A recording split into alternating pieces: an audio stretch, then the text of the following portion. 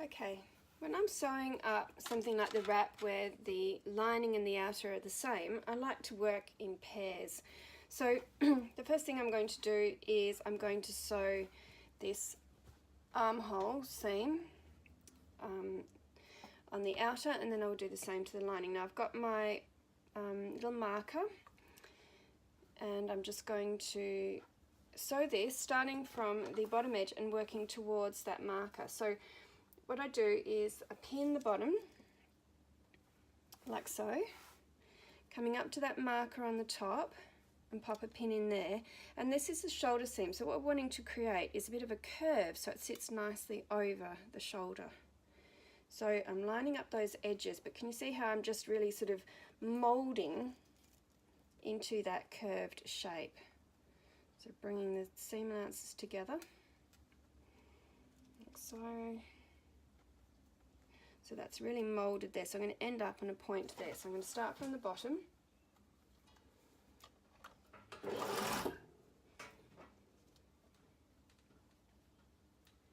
Lining up those edges. Oops, the pin came out.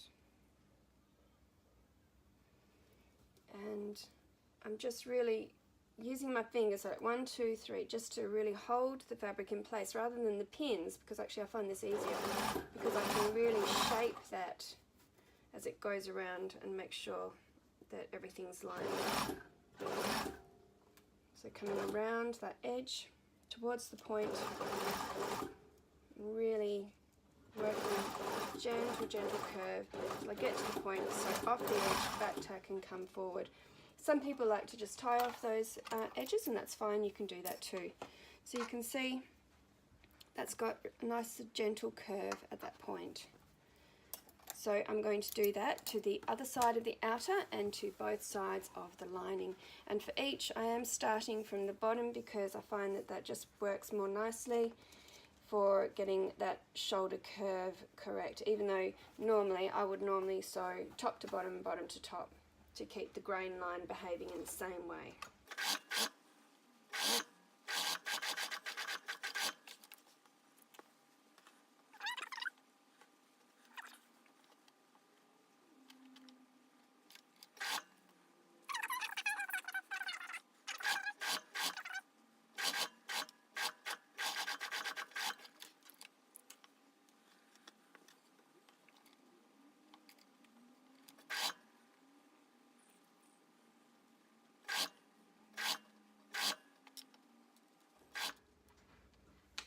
So just a word on this.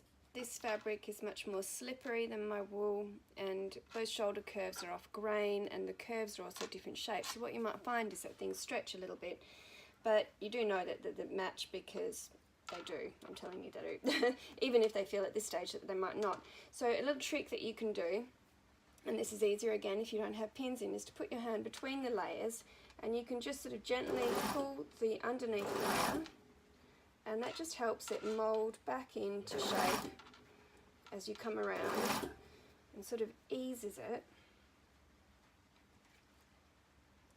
Just like that. Curve.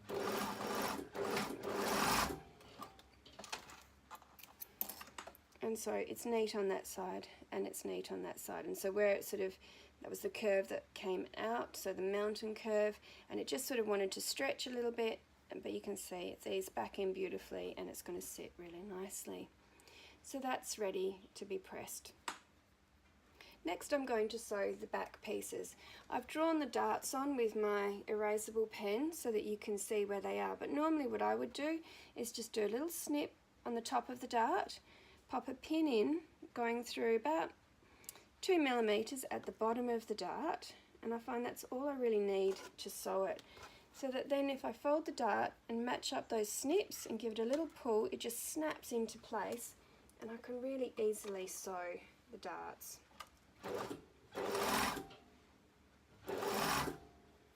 So if I'm holding that firmly, you can see that the pin is making it come to a nice point and it gives me something to sew towards. Coming off the edge, doing a little back tuck, and I'm ready to carry on. Now, another trick that I like to do is called chaining on. It saves on thread. So rather than cutting that off, I'm going to take my lining piece And I'm going to pop the pins in, like so, and matching the notches of the dart and getting that out of the way. And I'm just going to carry on sewing this dart, so holding it firmly so it snaps into position where the pin is. Then I'm going to snip that one off. So the other dart.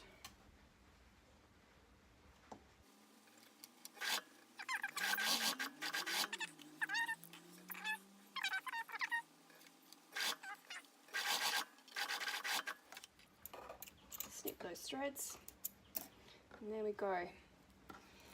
My darts are done on the back pieces and I'm ready to give them a press. Okay, so now I've pressed my seams. So the shoulder seams I have pressed towards the centre front. I've done that on the outer and the lining. And with the darts, I like to press them towards the seam, not inwards. But, you know, it's not really a right and wrong with these things, that's just my preference. So the next thing we're going to do is sew the side back seam. So I'm turning that back piece over so that I've got the right side up. Then I'm going to take one of my front pieces and right sides together, line up those back seams, and I'm just going to sew them. And again, I'm going to chain these on, doing the lining and the outer at the same time because I just find that easier. So I guess really whatever works for you. Again, I don't like to use too many pins. It fits beautifully, so I don't need to.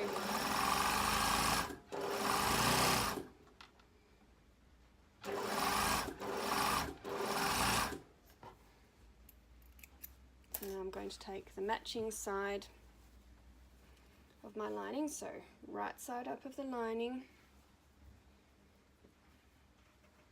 side seam, place them together, and I'm going to sew up that edge. Now this might be a little trickier because, as I said before, my silk and cotton is a little bit slippery and stretchy, but no, look at that, beautiful.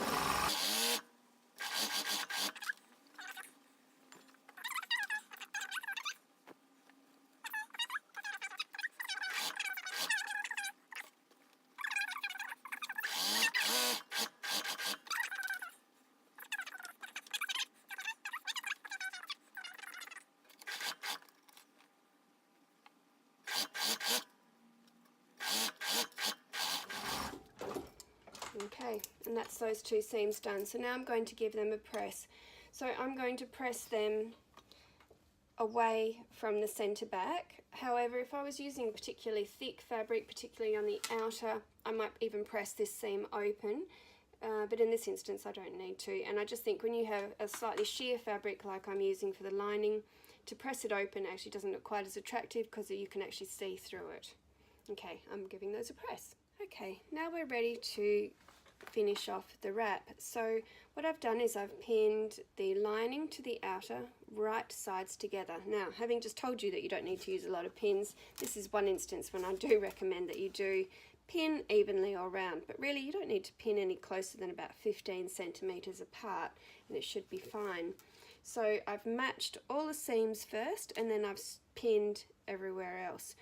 So when I'm sewing this together, I think about which is my most stable fabric and which is the trickier one. So in this case, the trickier one is this silk and cotton because it slips a bit, whereas the wool is nice and flat. So I find it easier to actually sew with the slippery fabric underneath. So I'm going to have my silk and cotton underneath, my wool on top. And we're going to start sewing from those back notches that are on your pattern. So I've marked the center back notches just as a convenience thing for me, but I also have the notches where those two pins are, where I need to begin and end. So I'm going to start off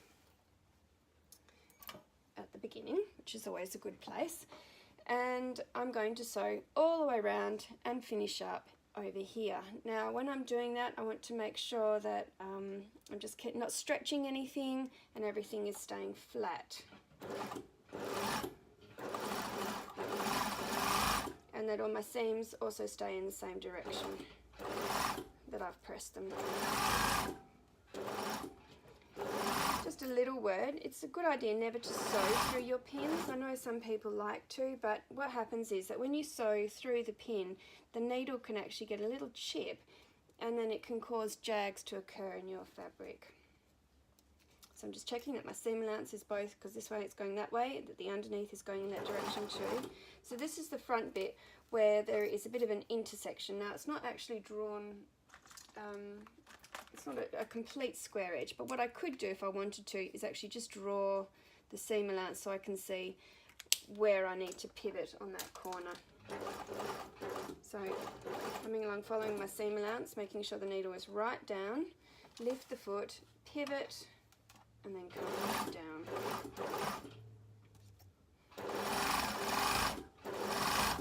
So I'm just sewing over that pocket now. So I've designed this pocket so that when you turn the seam allowance up on the bottom, it rests over that pocket edge, and that's why the pocket doesn't come all the way down to the bottom, because I didn't want that to actually be too thick. So you've got a couple of millimeters there on your seam allowance, so you're not actually fully catching that pocket bag in at that, along that bottom edge of the seam. So needle down to pivot to come back up. And I can just show you there, you can see that there's my stitching line and there's the pocket, and it's not actually caught in. But when that is turned up, it's going to hold it nicely. So coming up the centre front. So again, we talked about earlier that if I had used a heavy outer fabric like a wool, that possibly these edges wouldn't completely have matched, and that's fine, because so long as you make it match on your garment, it's all going to be okay. I mean, this is for you, you're not mass producing it, so if you make your seam allowances a bit bigger or anything, that's your call, it's all good.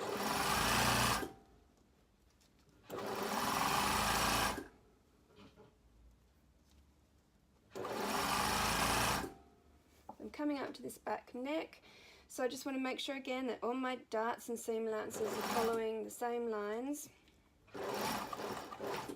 Not folding back on themselves, curving around.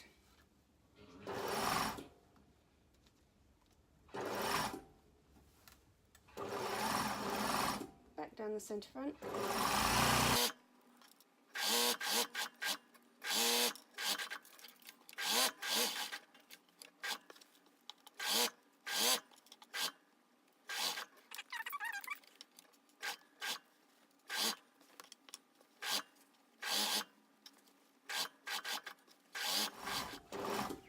And I'm coming back to that back opening and back tacking to finish off, and you just really want to make sure that that opening is big enough that you can get your hand in there but not sort of massively large. Okay, so one of the things you can do, again, if you think that your fabric is kind of thick for this back neck area, you could, if you wanted to, trim it back. Now I never snip into a curve. It can create sharp lines, and I just don't think that it looks very nice. It's not the kind of thing you'd really use in industry, and that's where my background is from. But you can, if you want to, trim the curve, and that will allow it to fold back nicely and give it a beautiful edge. Next, before I turn it through, I'm going down to where my pockets are, and I'm going to fold these edges. So I'm going to fold and finger press, like so. Then, resting my thumb on the folded bits, I'm just going to tuck and push that in. Then I'm going to do the same on the other side. Tuck and push that in. And that means that when I do pull that through, it's going to be much easier to get a nice sharp corner on those front pieces. And we really want that because that's the focal point of the jacket. So folding, folding, and pushing through. Folding, folding, and pushing through. It doesn't matter which direction you do that, it all ends up on the inside. Okay. On that side front area, near the pocket bag, we have that intersection. I just need to snip into there so that it will turn through nicely. So while I don't snip into curves, with something that's a sharp angle like that, you absolutely have to. So there I have it snipped into that, and I can turn that through. So there it is. Snip through. Okay, back to the centre back. These curves here, they don't need trimming or snipping into. I've made several of these now and they all sit beautifully. So I'm going to pop my hand inside, grab one pocket area and gently pull that through. Go to the other pocket area and gently pull that through. Like so. Give that a little shake. And you can see now, because I snipped it, it's nice and sharp in that corner. So my corners on my pocket are going to be looking pretty good. I'll just roll in between my fingers. You can see that they're just going to be nice and sharp. Like so. Beautiful. Do the other one.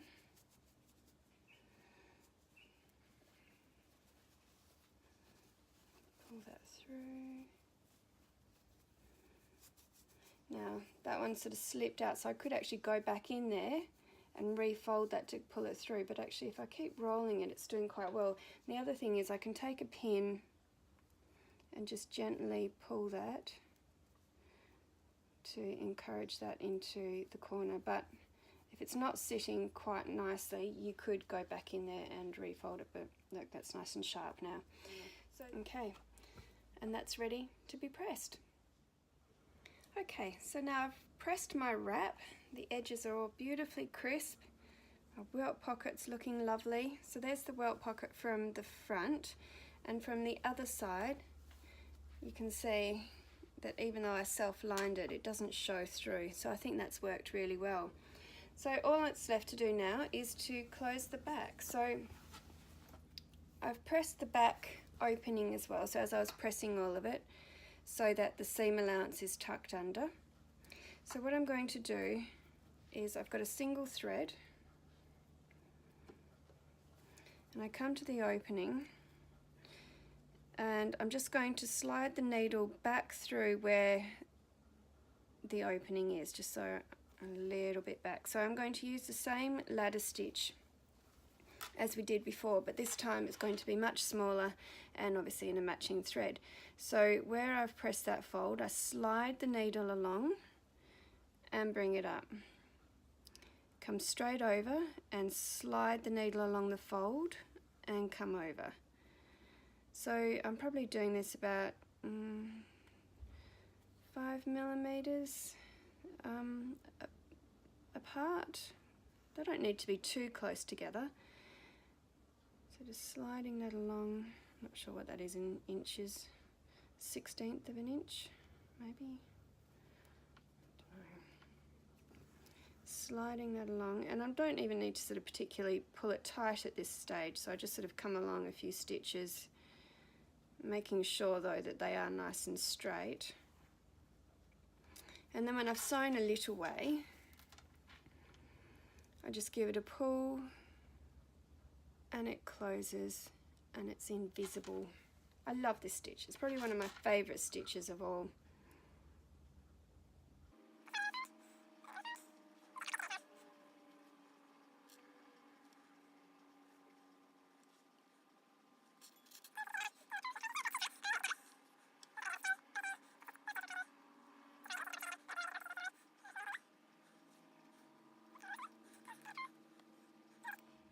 Do a couple little stitches in place to close it, or three stitches. Snip the thread, and give that another little press, and it's done. Well done. Congratulations on completing your Beverley wrap. I'm super happy with this one. I think it looks fabulous. It feels great, and this silk and cotton lining just feels lovely against my skin. I think I'll be getting a lot of wear out of this. So I look forward to seeing what you've made too, so please share your work on Instagram with the hashtag Beverley Wrap and at Pattern Union. I look forward to seeing what you do.